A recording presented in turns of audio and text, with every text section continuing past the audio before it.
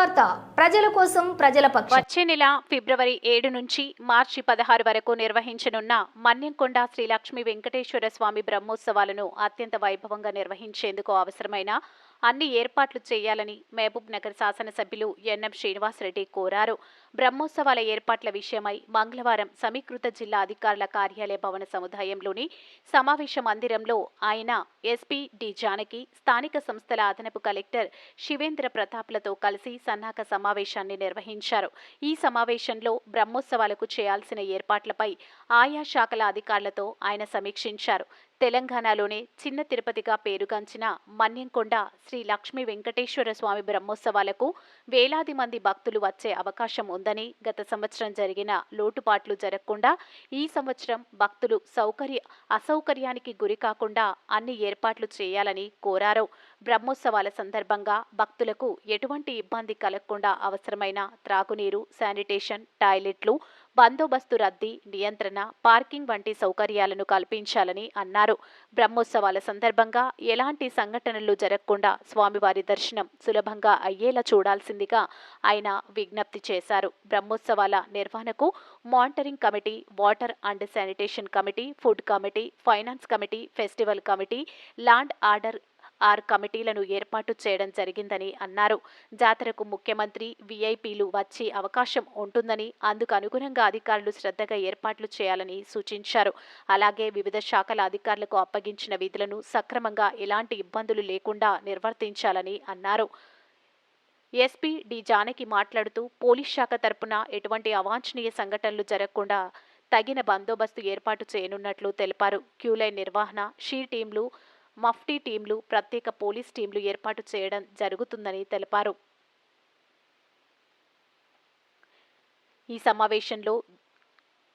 ఈ సందర్భంగా బ్రహ్మోత్సవాల పోస్టర్ను ఎమ్మెల్యే ఎన్ఎం శ్రీనివాసరెడ్డి, స్థానిక సంస్థల అదనపు కలెక్టర్ శివేంద్ర ప్రతాప్, దేవాలయం చైర్మన్, పాలకవర్గ సభ్యులు ఆవిష్కరించారు.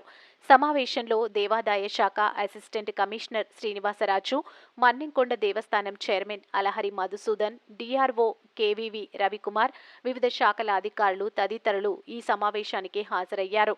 మీ తొలివార్త న్యూస్ ని సబ్స్క్రైబ్ చేసి, లైక్ చేసి, షేర్ చేయండి. ఆలయ బోర్డు సభ్యులు, అలాగే జిల్లా యంత్రాంగం, కలెక్టర్ గారి ఆధ్వర్యంలో పెద్ద ఎత్తున ఏర్పాట్లను సమీక్షించడం జరిగింది. ఈరోజు లోకల్ బాడీ అడిషనల్ కలెక్టర్ ఆధ్వర్యంలో ఎస్పీ గారి సమక్షంలో జాతరకు సంబంధించిన ఏర్పాట్లు, తీసుకోవాల్సిన జాగ్రత్తలు, అధికారులకు ఇవ్వాల్సినటువంటి సూచనలు అవన్నీ కూడా చర్చించడం జరిగింది. కొన్ని వేల మంది ప్రతిరోజు మన్యంకొండ వెంకటేశ్వర స్వామి దర్శనార్థం వస్తారు.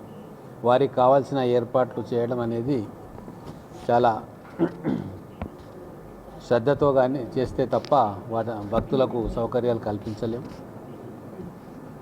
పోయినసారి కురుమూర్తి జాతర సందర్భంగా ముఖ్యమంత్రి గారు కూడా వచ్చి కురుమూర్తి స్వామిని దర్శనం చేసుకున్నారు.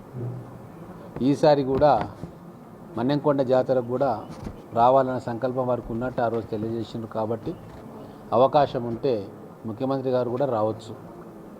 కాబట్టి అధికార యంత్రాంగం అందరూ కూడా అప్రమత్తతో ఉండి అన్ని రకాల ఏర్పాట్లు కూడా చేయాలని చెప్పి మీటింగ్లో డిస్కషన్ జరిగింది. అలాగే దేవస్థానం డెవలప్మెంట్ కోసం కూడా ముఖ్యమంత్రి గారికి ఎన్నో ఆలోచనలు ఉన్నాయి. ఒక స్పెషల్ టీంని పంపించి చైర్మన్ గారితో కూర్చోబెట్టి మొత్తం డీటెయిల్డ్ ప్లాన్ కూడా తీసుకొని పోయిండ్రు. రాబోయే రోజుల్లో 3-4 సంవత్సరాల్లో మన్యంకొండ దేవస్థానాన్ని అద్భుతంగా అభివృద్ధి చేయాలని చెప్పి జిల్లా ఎమ్మెల్యేలకు, జిల్లా మంత్రులకు, ముఖ్యంగా గౌరవ ముఖ్యమంత్రి గారికి కూడా ఉంది. పోయినసారి ఏవైతే లోటుపాట్లు జరిగినాయో, పొరపాట్లు జరిగినాయో, భక్తులకు ఏమైనా అసౌకర్యం కలిగితే అవన్నీ కూడా ఈసారి ఆ లోటుపాట్లను సరిచూసుకోవాలని చెప్పి అధికారులకు సూచించడం జరిగింది. రవాణా వ్యవస్థలో, అలాగే డ్రింకింగ్ వాటర్కి సంబంధించి, ఎలక్ట్రిసిటీకి సంబంధించి పూర్తి ఏర్పాట్లు కూడా చేసుకోవాలని చెప్పినాం.